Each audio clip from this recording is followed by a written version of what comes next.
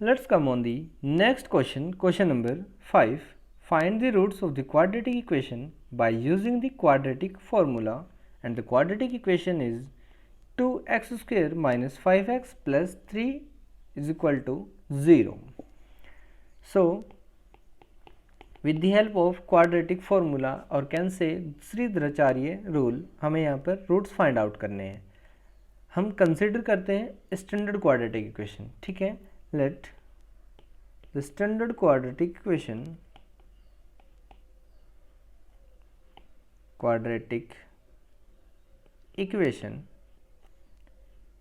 ax square plus bx plus c equal to 0 where a not equal to 0.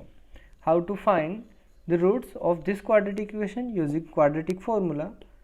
X equal to minus b plus minus under root d by 2a where d is equal to b square minus 4ac.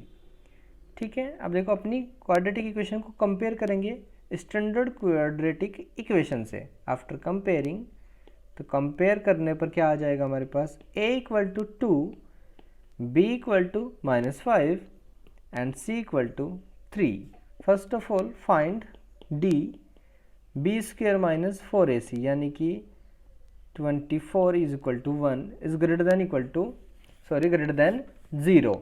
It means quadratic equation have two real roots and distinct also. ठीक है, find the roots. अब देखो find करने के लिए फॉर्मूले में value put करेंगे, तो b minus 5 plus minus D upon 2a यानी कि 4. तो यहाँ से हमारे पास वैल्यू आ जाएंगी 5 प्लस माइनस 1 बाई 4. ठीक है, टेकिंग पॉजिटिव साइन. अगर आप पॉजिटिव साइन चूज करते हैं तो क्या हो जाएगा, सपोज x1 क्या आ जाएगा हमारे पास 5 प्लस 1 बाई 4 यानी 6 बाई 4 यानी 3 बाई 2.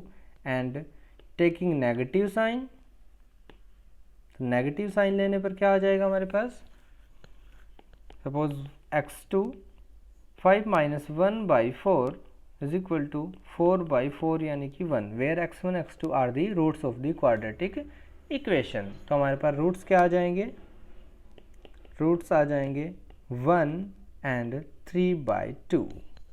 क्लियर है बस सभी को.